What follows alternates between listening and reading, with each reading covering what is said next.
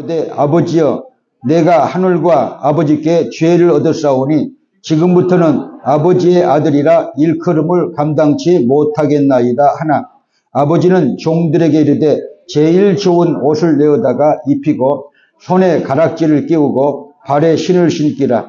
그리고 살찐 송아지를 끌어다가 잡으라. 우리가 먹고 즐기자.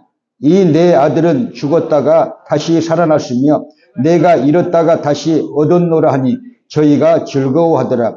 맏아들은 밭에 있다가 돌아와 집에 가까이 왔을 때에 풍류와 춤추는 소리를 듣고 한 종을 불러 이 무슨 일인가 물은데 대답하되 당신의 동생이 돌아왔음에 당신의 아버지가 그의 건강한 몸을 다시 맞아들이게 됨을 인하여 살진 송아지를 잡았나이다 하니 저가 노하여 들어가기를 즐겨 아니하거늘 아버지가 나와서 권한대 아버지께 대답하여 가로되 내가 여러 해 아버지를 섬겨 명을 어김이 없거늘 내게는 염소 새끼라도 주어 나와 내 벗으로 즐기게 하시니 없더니 아버지의 살림을 창기와 함께 먹어버린 이 아들이 돌아오매 이를 위하여 살찐 송아지를 잡으셨나이다. 아버지가 이르되 예 너는 항상 나와 함께 있으니 내 것이 다 내 것이로되 이 내 동생은 죽었다가 살았으며 내가 잃었다가 얻었기로 우리가 즐거워하고 기뻐하는 것이 마땅하다 하니라. 아멘. 아까 제가 잠깐 실수를 했어요. 지금은 목권 사회라 여성을 건드리면 뼈를 못 추리는 시대. 무조건 여성들이 말하면 아멘을 해야 살아남는 시대. 그런데 아버지들 힘을 내시기 바랍니다. 할렐루야. 이 파더스 주일날 힘을 내시기를 주님의 이름으로 축복합니다. 어머니 주일이 생겨난 것은요.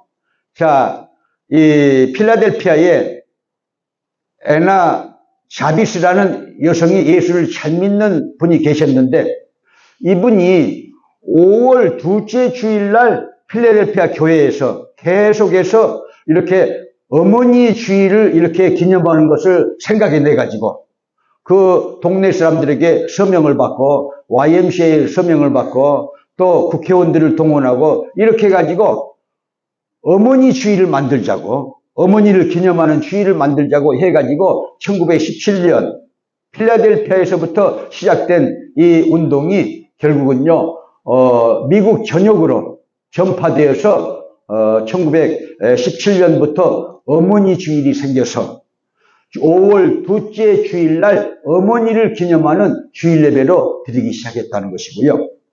오늘은 파더스 주일인데, 자, 파더스 주일 생겨난 내용과 역사는요, 와싱턴주에 스포켄 교회라고 있었어요. 저 민지가 다녔던 스포켄 교회도 있지만 그 교회가 아니고 그 스포켄 지역의 로컬 처치죠. 거기에 다니는요, 제가 적어가지고 나왔습니다. 누구냐? 어떤 여성이냐? 소노라 스마트 도드. 소노라 스마트 도드라는 여성이 자기 아버지가 남북 전쟁 시절 때에 미국의 남북 전쟁 시절 때에 참전군인데 어머니 없이 자기 6남매를요 잘 키워주셨어요. 그런데 아버지가 돌아가시고 나니까 아버지가 생각나서 아버지 주일을 우리도 만들어서 기념하면 좋겠습니다고 교회에 연락을 했고 그래서 교회에서 이제 지키기 시작했고요. 그것이 결국은요 캠페인이 돼가지고 미국 전역으로 이렇게 교회를 통해서 전파되어서 아버지 주일을 지키기 시작했는데 1966년 린들 존슨 대통령 시절 때 아버지 주일날을 이 5월 오늘 셋째 주일로 이렇게 공포를 했어요. 그리고 리차드 닉슨 대통령이 이 국경일로 이렇게 6월 셋째 주일날을 국경일로 이렇게 만들어가지고 아버지 주일날이 미국의 국경일이고요. 홍콩이나 또 유럽에서 많이 아버지 주일을 지키고 있다는 것도 말씀을 드립니다. 그래서 그때 제정할 때에 아버지 날을 제정할 때 꼭 친아버지만 이렇게 우리가 기념하고 존경을 표하는 것이 아니고, 어떤 후견인, 그러니까 어떤 그 후견인, 또 할아버지라도, 또 어떤 분이라 할지라도 그렇게 이 아버지 역할을 해준 분들이 포함된 아버지 날 국경이라는 것을 여러분들이 알게 되시기 바랍니다. 그래서 미국 돈에 보면요, 윈가지 트라이스트라고 써졌잖아요. 우리는 하나님을 신뢰합니다, 믿습니다 썼는데, 돈에다가 여러분 우리는 하나님을 믿습니다 이렇게 써놓은 민족과 나라는 미국밖에 없는데, 누가 나를 한국 대통령을 만들어주면은 내가 돈에다가 우리는 하나님을 믿습니다 하고 그렇게 써놓을게요. 안 되는 일이지만, 나는 미국 시민권이라 안 되는 일이지만요, 그런 생각이 드는 것입니다, 여러분. 그래서 이 워싱턴, 그러니까 미국의 제1대 대통령 워싱턴도요, 건국의 아버지라고 그러잖아요. 그렇죠? 미국 역사에서 우리가 그렇게 배웠죠. 건국의 아버지야. 미국 돈에 그려져 있는 워싱턴도 건국의 아버지야. 그래서 또 교회 역사에서 보면요, 1700년에 태어나가지고 아주 굉장한 부를 누리면서 살았던 진젤 도르프 백작, 나중에 이분이 루터파 교회의 목사가 됐는데요, 이분이 조상 대대로부터 예수를 믿어왔고요, 그 다음에는요 넓은 주택과 넓은 영지를 가지고 있었는데, 자, 구교 카톨릭이 이 체코에서요 개신교들을 핍박하는 일이 일어났어요. 구교들이 이 신교를 핍박하는 일들이 일어나가지고 이분들이 국경을 넘어가지고, 체코 국경을 넘어가지고, 자, 여러분 독일로 들어왔어요. 독일로 들어와서 홈리스처럼 이렇게 방황을 하게 되는데, 진젤 도르프 백작이 자기 영지로 끌어들여다가 자기 집을 제공을 하고 예수 공동체를 만들어가지고 헤르누트를 만들었어요. 헤르누트 공동체요. 모라비안 교도들의 공동체. 그래가지고 교회 역사는요, 이 진젤 도르프 백작을 뭐라고 부르고 있느냐? 여러분요, 이 모라비안 교도들의 아버지. 모라비안 교도들의 아버지다고 교회 역사가 그렇게 쓰고 있어요. 자, 그래서 꼭 아버지 날에 꼭 친아버지만 그리는 것이 아니고, 양부도 존경을 받아야 되고, 할아버지를 또 존경을 받아야 되고, 자, 그리고 또 아버지들도 존경을 받아야 되고, 또 어떤 후견인들, 어떤 가난한 사람들을 돕고 돌보는 그런 후견인들도 이렇게 아버지로 이렇게 기리는 좋은 날의 의미가 있다는 것을 제가 말씀을 드리겠습니다. 1620년에 메이플라워를 타고 영국에서 자유를 찾아서, 종교의 자유, 정치적인 자유를 찾아서 신대륙으로 왔던 그런요, 여러분, 필그림들. 미국 역사는 뭐라고 그래요? 필그림 파더스라고 그래요. 그래, 안 그래요? 필그림 파더스라고 그래. 그러니까 저는 우리 이 호놀룰루에 와가지고, 하와이에 와가지고 23년째잖아요. 홈리스를 이렇게 좋아하고, 홈리스를 이렇게 안타깝게 여기고 돕는 사람들을 이제 몇 분 봤는데, 그 중에서 뚜렷하게 정말 홈리스 파드라고 할 수 있는 사람이 한 분 계시는데, 어디 계실까요, 지금? 여기 계신다고 그러네요. 여기, 호놀룰루 시청의 예산국장이신 안톤 크로키 국장님, 우리 격려 박수 한번 해주실까요? 홈리스 파드예요. 필그림 파데스도 있고, 또 모라비안 교도들이 또 이 진델 돌프 백작 목사님을 또 여러분 모라비안 교도들의 아버지라고 그러고, 또 미국의 역사 속에서 여러분요, 그 일대 대통령 이 조지 워싱턴을요, 여러분 건국의 아버지라고 그러는데, 그러니까 후계진도 되고 또 양아버지도 되고 친아버지를 포함해서 할아버지까지 총괄해서 이렇게 돕는 사람들, 아주 부모처럼 돕는 사람들을 그렇게 파더라고 그런다. 그래서 저는 이 아침에 우리 이 안톤 크로키 국장님 정말 이 홈리스를 돕는 파더지요. 할렐루야. 그러니까 제가 안톤 크로키 국장님 그러면요, 홈리스 파더 그러세요. 할렐루야. 안톤 크로키 국장님, 안톤 크로키 국장님 그렇게 불러도 괜찮아요. 왜냐? 저는 높은 양반들이 책상에서만 앉아 있는데, 이분은 높은 분이면서도 제가 지난번에 말씀드렸잖아요. 홈리스들을 찾아다니면서 실태를 파악하고 그들이 어떻게 사는가 보고 있고 또 조사를 하는 높은 분이잖아요. 관직이 높은 분이잖아요. 그래가지고 다운타운에 그렇게 홈리스들 실태를 조사로 나갔다가 홈리스가 키우는 개에 물려가지고 병을 해서 이분 한 달 이상을 있었다고 제가 말씀드렸잖아요. 아름다운 영광의 상처라 저는 그렇게 생각을 합니다. 그래서 이 미셔너리 수입 나중에 우리 안톤 국장님 기념하게 되시기 바랍니다. 어디서요? 와이나이 밸리에 우리가 농장에다가 지금요 여러분 이 연방정부에서 이렇게 주택 자금을 안톤 크루키 국장님이 받게 해주셔가지고 사인을 해가지고 우리가 그것을 받게 됐는데 그 돈으로 이제 허가를 내고 자 우리가 120채를 짓게 되는데 홈리스 타운이니까 나중에 홈리스 타운이 이루어져가지고 그곳이 센터가 되면은 와이나이 밸리의 센터가 되면요 이분 이름을 딴 거리를 하나 만들면 어떨까? 할렐루야. 맞아요, 틀려요. 맞아요, 틀려요. 그렇죠? 거리를 딴 이름을 해가지고 안톤 크루키 로드. 내가 만들어놨어요, 지금.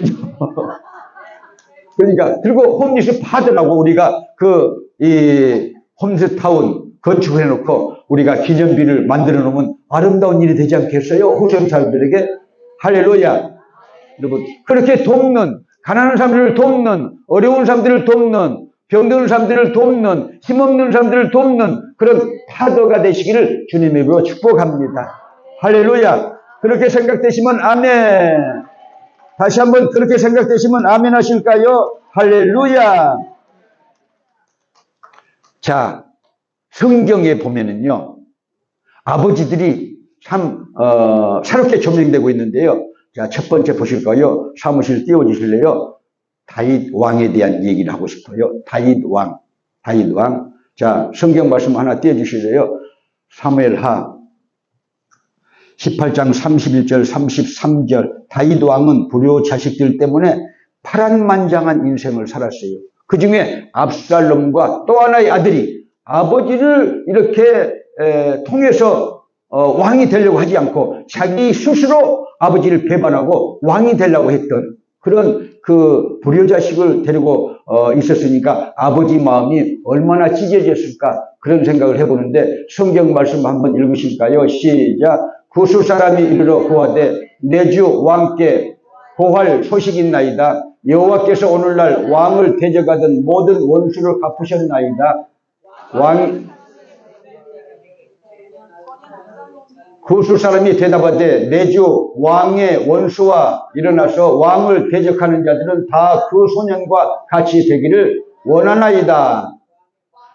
왕의 마음이 심히 아파 물루로 올라가서 우니라. 저가 올라갈 때에 말하기를 내 아들 압살롬아, 내 아들 압살롬아, 내가 너를 대신하여 죽었다면 압살롬 내 아들아, 내 아들아 하였더라. 무슨 내용이거니? 하나님의 이 허용적인 섭리가 있는 신비한 사건이지만요. 여하튼요, 이 압살롬이 다윗이 난 아들 중에서 제일 잘생겼어요. 꼭 잘생긴 것들이 이름값을 하고 얼굴값을 해요. 그리고는요, 자기 이브 동생 단말, 누이 동생인데 사랑해. 근데 안 받아줘. 아니, 인척인데 배만 다르잖아요. 자기 누이 동생이야, 단말이. 아주 예뻐서 미치겠어요. 너무 예뻐. 그래서 이제 자자고 해도 말을 안 들어줘. 그래가지고 억지로 통침을 했어요. 그래놓고는 또 미워해. 사랑하는 것이 아니고. 그래서 아버지 다윗 왕이 화가 나가지고 난리를 하니까 도망갔어요. 자기 어머니의 고향으로 도망갔는데 아니 안 불러주는 거예요. 2년이 넘어가도 안 불러주니까 요압 장군의 밭에다가 불을 질러가지고 요압 장군을 만나가지고 요압을 통해서 이제 아버지 왕을 이렇게 만나기는 했어도 아버지 왕이 이 압살롬을 안 보는 거예요. 왜? 여러분, 자기 형제들 왕자의 난을 일으켰잖아요. 왕자의 난을 일으켰어요. 압살롬이. 왕자의 난 어떻게 일으켰냐? 그렇게 이제 강간을 해놓으니까 자, 그의 친오빠가 암놈이 아니에요. 논이에요. 암놈이 했다고 또 그러면 안 돼요. 암논이요. 이 장자잖아요. 근데 보세요. 왕자의 난이 일어나가지고 형이 죽는 일들이 일어났어요. 그래서 이제 압살롬이 도망가가지고 결국은요, 아버지가 자기 때에 안 보내준다고 해가지고 결국은요, 아버지를 쿠데타를 일으켜가지고 왕권을 뺏어가지고 자기가 3일 천하로 아버지를 광야로 쫓아냈어요. 이런 불효자가 어디가 있겠어요? 자기가 쿠데타를 일으켜. 자기가 쿠데타를 일으켜가지고요, 아버지 자리에 앉아. 그리고는요, 아버지의 후궁들을요, 채아를 이렇게 백주에 이 지붕에다가 여러분 휘장을 쳐놓고는요, 아버지의 비빈들을요, 아니, 그래도 아버지가 아끼는 그런 그 서모지잖아요. 비빈들을요, 다 강간을 했어요. 아버지의 마음에 대못을 박아놓는 것이죠. 아들이면서. 그러니까, 이 죽이고 싶었어도, 보세요. 요압 장군에 의해서 반란이, 여러분요, 완전히 진압되어 가지고 소식을 그리워하는데, 만약에 요압 장군이 졌으면은 자기 자신도 목숨이 이태로운데, 어쨌든요, 이 얼굴도 잘생겼거든요. 머리가 길면은요, 머리가 길어가지고, 아주 기름기 있는 머리가 길어가지고, 1년이 한 번씩 이렇게 자기 머리를 벌칙을 하는데, 성경학자들이 말하기를 2.7kg나 머리가 자랐다고 그랬어요. 2.7kg. 어마어마한 머리를 자랑했는데, 그 머리를 자랑했는데, 여러분 말 타고 가다가, 낙이 타고 가다가요, 그 머리, 자랑하던 머리가요, 머리털이 나무가지에 걸려가지고, 노새는 빠져나가고, 대롱대롱 매달려 있으니까 가서 죽였어요. 자기가 자랑하는 것 때문에 자기가 죽게 되는 거예요. 자, 그 소식을 들은 이 아버지 다윗왕이 내 아들 압살롬아, 내가 너를 대신해서 죽었더라면 좋았을 것을. 이것이 아버지의 마음이라는 거예요. 아버지의 마음. 아무리 극악한 이 불효자라 할지라도 내가 너를 대신해서 죽는 것이 낫지. 네가 내 앞에서 죽는 거 보지 못하겠다. 내 아들 압살롬 하면서 그 성문으로 해서 막 울었다는 내용 지금 우리가 읽었어요. 이 사건과 관련되어 있는데 거기에 한 노인이 나타나는데요. 바르실레 노인이에요. 자, 아들에게 쿠데타를 당해가지고 광야로 쫓겨갔잖아요. 늙은 신하들하고. 거기에 집이 있어요. 목욕탕이 있어요. 또 주방이 있어요. 침대가 있어요. 아무것도 없거든요. 그러니까 바르실레 옹이 심상도 갖다 주고, 대야도 갖다 주고, 이불도 갖다 주고, 모든 음식도 갖다 주고, 치즈도 갖다 주고, 볶은 곡식들도 갖다 주고, 왕을 공개했어요.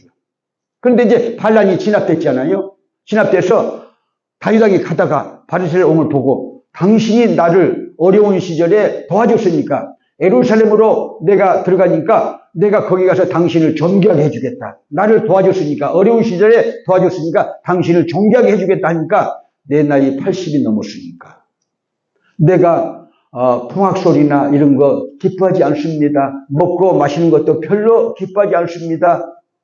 다만 왕이시여 내 아들 김함이 있으니 내 아들을 데리고 와서 내 아들을 공개해 주시옵소서. 자기를 생각하지 않고 아들을 생각하고 있다는 말이에요. 이게 아버지의 마음이에요.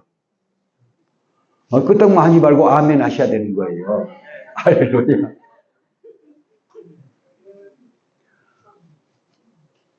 아버지의 마음이에요. 이것이 아버지의 마음이에요. 오늘 본문 말씀에서요, 여러분, 어떤 사람이 두 아들을 이렇게 낳아서 길렀는데, 자, 두 번째 애가요, 크니까, 장성하니까 아버지에게 불효자식이잖아요. 아버지에게 나와가지고, 아버지, 내게 돌아올 분기, 내 유산을 먼저 주세요. 해가지고, 아버지에게 억지로 받아가지고, 먼 나라에 갔어요. 먼 나라에 가서 그 재산을 굴려가지고 잘 됐느냐, 그것이 아니고, 허랑방탕해서 다 써버리기 때문에 성경학자들이 그 둘째 아들을 탕자라고 그러잖아요. 다 써버리고, 자, 흉년이 들었어요. 흉년이 들었는데 아무도 도와주질 않아. 자기하고 같이 술을 먹었던 사람들, 친구들도요, 여러분요, 한 사람도 도와주질 않아. 그러니까 결국은 어쩔 수가 없어서 광야에 돼지를 치는 사람한테 가서 돼지 막에서 자면서 그 돼지를 치면서 자기가 돼지 먹는 주엄 열매로, 돼지 먹는 풀 열매로 이렇게 먹고자 해서도 주는 자가 없었고 열매가 없었다고 그렇게 써졌잖아요. 그러니까 이 아들이 자기가 먹고 사는 일에 문제가 생기고 아무것도 없고 이제 곤고에 이 탄식만 있으니까 내 아버지 집으로 돌아가야겠다. 내 아버지 집으로 돌아가야겠다 해가지고 자기 아버지 집으로 돌아오니까 자기 아버지가요, 먼 발치에서 동네 어귀에서 바라보고 있다가 쏜살같이 뛰어와가지고 여러분 장기와 함께 재산을 다 먹어버리고 빈털터리로 돌아온 이 둘째 아들을요 떼안고 자기 집으로 데려와가지고 종들에게 몸을 씻기게 하고 새 옷을 입히고 가락지를 주고 새 신발을 주고 동네 잔치를 열어가지고 동네 사람들을 다 모아다가 내 잃어버린 아들이 돌아왔습니다. 다시 찾았습니다. 우리 함께 기뻐합시다 했다는 거예요. 이것이 아버지의 마음이라 그 말이에요. 아버지의 뜻을 어기고 불순종해가지고 재산을 받아가지고 가서 다 잃어버리고 돌아왔어도 내 아들이라 그 말이에요. 내 아들이라는 거예요. 그게 아버지의 마음이에요. 반기는 아버지의 마음. 그 아버지의 마음을 1년에 한 번이라도 파더스데이 주일날이라도 6월 한 달이라도 우리가 존경하면서 기리면서 여러분 지켜야 될 줄로 믿으시기 바랍니다. 그런데 첫째 아들이 밭에서 일하다가 동네에 들어오니까 풍악 소리가 나고 막 향연으로 막 떠들썩하거든요. 그래서 종한테 물어봤어요. 어디서 이런 소리가 나니까 주인님 집에서요. 무엇 때문에 이런 잔치가 벌어졌냐니까 둘째 아들 당신의 동생이 돌아와서 아버지가 너무 기뻐가지고 지금 잔치를 열습니다 하니까 얼굴이 샛노래지더니요 삐져버렸어. 삐져버렸대. 종교적인 말로 우리말로 하면 시험 들어버린 거야. 여기 시험 들었다고 내가 어떤 사람한테 그랬는데요. 시험 들지 마세요. 나만 힘들어. 사단만 좋아해. 시험 들면요 원수막이야. 나사렛 예수님으로 떠나갈지어다. 나에게 부정적인 생각을 갖다 주고 시험 들 생각을 갖다 주고 원망과 불평을 갖다 주는 원수마귀는 내 생애 속에서 떠나가게 될지어다. 내 마음에서 떠나가게 될지어다. 그렇게 하면요 시험거리가 없어지는 거예요. 믿으시면 아멘. 자, 성경에 보면요 아들이 집에를 안 들어가. 아버지가 미워지는 거야 이제. 왜냐? 나에게는 염소 새끼 한 마리라도 줘가지고 함께 먹게 한 일이 없더니 그렇게 생각되면요 수일 선교사님한테 얘기해. 우리 농장에 염소가 16마리가 있으니까 한 마리씩 다 줄 수가 있어요. 수일 선교사님이 또 저한테 보고는 하겠지만 염소 새끼 한 마리라도 줘가지고 내 친구가 즐기게 하신 일이 없더니 창기와 함께 아버지 재산을 다 먹어버린 아들이 돌아왔는데 어찌하여 손에 가락지를 끼우고 잔치를 열어주고 맞아들였나이까 하고는요 안 들어가. 기분 나쁘다고 안 들어가. 집을 안 들어가. 이런 장남, 이런 장자, 이런 성도가 없기를 바랍니다. 할렐루야. 아버지 마음을 모르는 거야. 자기 마음만 아는 거야. 그러니까 아버지의 마음을 알려면요 언제 알게 되느냐?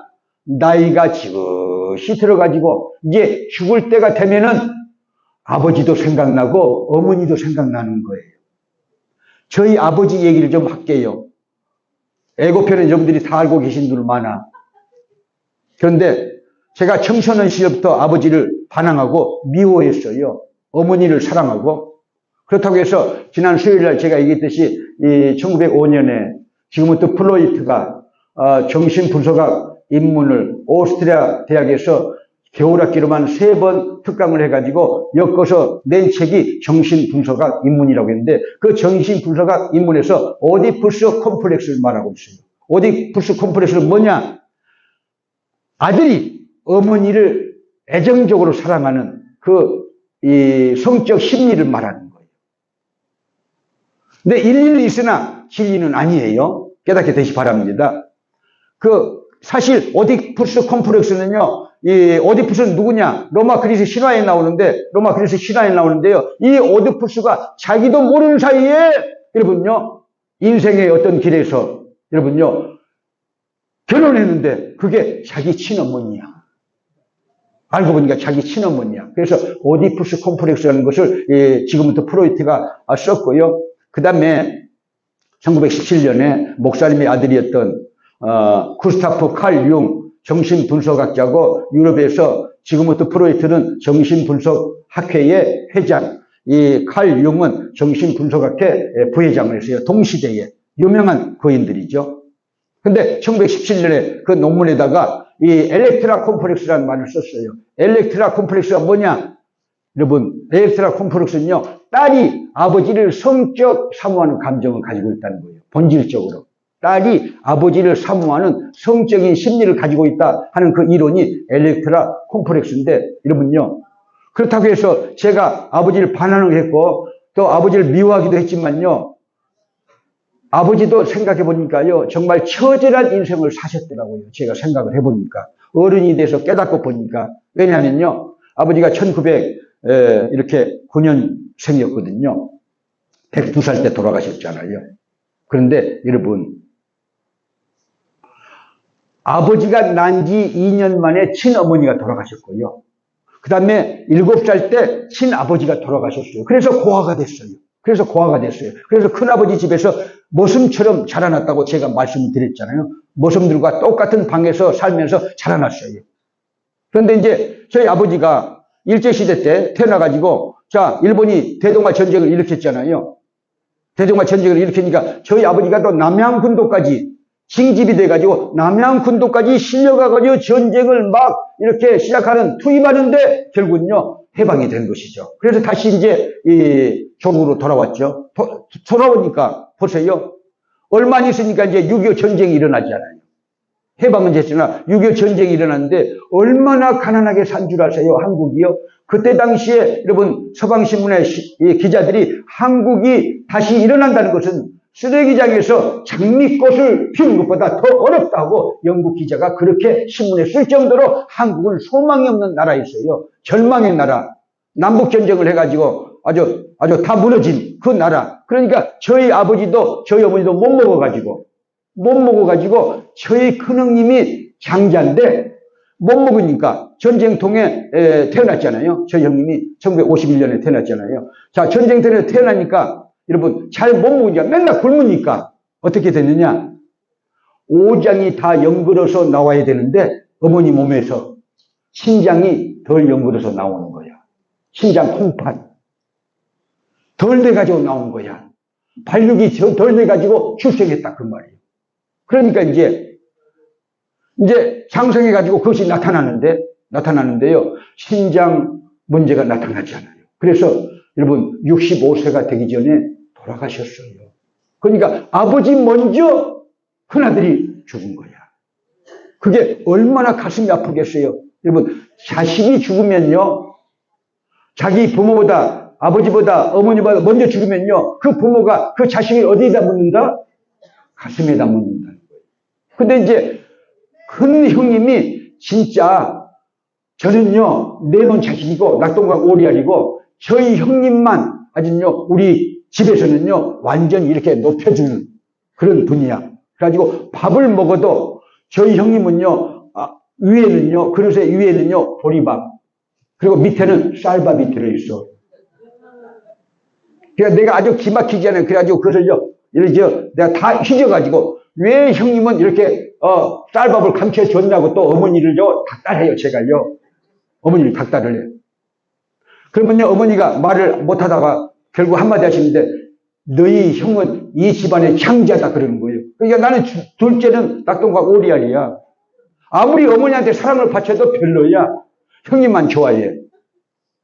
그런데 여러분 그 형님이 그 신장 그러니까 콩팥 때문에 병을 얻어서 65세가 되기 전에 돌아가셨잖아요. 그러니까 자식이 먼저 죽으니까 저희 아버지나 어머니가 가슴에다 묻은 거야. 그 다음에는 또 셋째 아들 판사가 되겠다고 해가지고 여러분요 보세요. 사법시험을 보면은 어쨌든지 이렇게요 1차는 붙어 2차에 또 떨어져. 서울시내 그 사법고시 본 사람들이 이렇게 자기들끼리 이렇게 모의고사를 보면요 이 동생이 또 우수한 성적이야. 근데 또 2차에는 또 떨어져. 결국은요 셋째 아들도 먼저 갔잖아요. 그래서 아버지 입장에서 보니까 아버지는 살아계시는데 어머니는 살아계신데 두 아들을 먼저 보내니까 그 정신이 온전할까요? 힘들어요. 사는 것이 힘든 거예요. 아들을 먼저 보낸 사람이 있다면요 이해를 하실 거예요. 그래서 여러분 제가 말씀드리는데, 여러분, 이 아버지 마음을 그래서 저는 한 번도 헤아리지 못하고요, 나타난 것만 보고요, 반항심을 가졌고, 또, 여러분요, 아버지를 가슴 아프게 한 적이 너무나 많은데, 저도 이제 늙어가니까, 아버지의 마음을 갖게 되잖아요. 큰아들에 대해서도 아버지의 마음, 딸에 대해서도 아버지의 마음, 또 막내 목사에 대해서도 아버지의 마음이 있어요. 제한테 아버지 마음이 있어요. 그 아버지가 되어보니까 저희 아버지를 이해하게 되더라 그 말이에요. 근데 깨닫고 나니까요, 까마귀 날자 배 떨어진다고 아버지 어머니는 돌아가시고 났네. 그래서 어젯밤에 이 설교를 묵상하다가 제가 두 가지를 생각해냈어요. 하나는 문주란 노래, 때는 늦으리. 불효자자는 제가 불효자니까 돌이킬 수 없는 죄 저질러 놓고 이제사 뉘우치면서 울어도 때는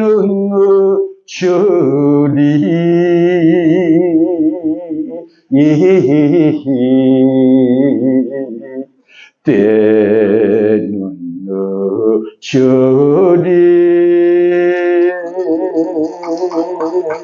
아버지가 돌아가셨어요. 어머니가 돌아가셨어요. 어떻게 효도할 방법이 없네. 그러니까 어머니가 좋아하던 가난한 사람들을 돕고 있어요. 제가 그래서. 정철 송강 우리가 학교 다닐 때 배웠잖아요. 1533년 명종 때에 1등 과거 급제를 해가지고 문인이다, 또 관료이다, 또 시인이잖아요. 송강 정철에 여러분 요 효심가 중에서 이 대목이 있잖아요. 어떤 대목이에요? 어버이 살아 슬쩍 섬기기 다하여라. 평생에 고치지 못할 일 이뿐인가 하노라. 아버지, 어머니 살아계실 때 섬김을 다해라는 거야. 평생에 고쳐 못할 일이 이것이라는 거예요. 불려라는 거예요. 그래서 여러분, 이 아버지 주의를 통해서 아버지에 대한 그런 맹목적인 그런 반항심, 맹목적인 그런 저항심, 또 여러분 불평, 그것보다는요, 여러분들도 어머니고 여러분들도 아버지니까 아버지의 마음을 가져라. 할렐루야. 아버지의 마음을 가지면요, 누구든지 포용할 수가 있습니다. 믿으시면 아멘. 그래서 여러분들, 저희 어머니가 가난한 사람들을 도왔어요. 저희 아버지도 어머니를 쫓아다니면서 그런 일들을 했어요. 그러니까 어머니가 좋아하는 일, 아버지가 좋아하는 일, 가난한 자를 도우면서 내가 살아야겠다. 그것이 효도 중에 하나다. 하나님께 효도하고, 할렐루야, 성경 말씀대로 살고 아버지 어머니가 했던 일을 해나가는 것이 여러분 효자의 길이 아닐까요? 할렐루야. 자, 회개하는 심정으로 천부여 의지없어서 한 장 올리실까요?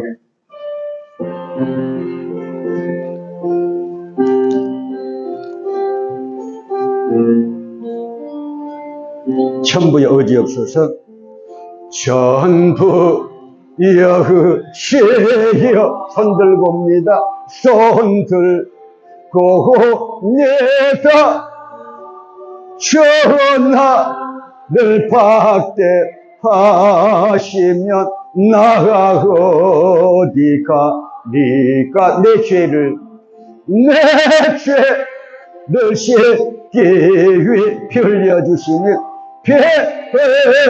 빌려주시니 곧 회개하는 마음으로 회개하는 마음으로 주와 배웁니다.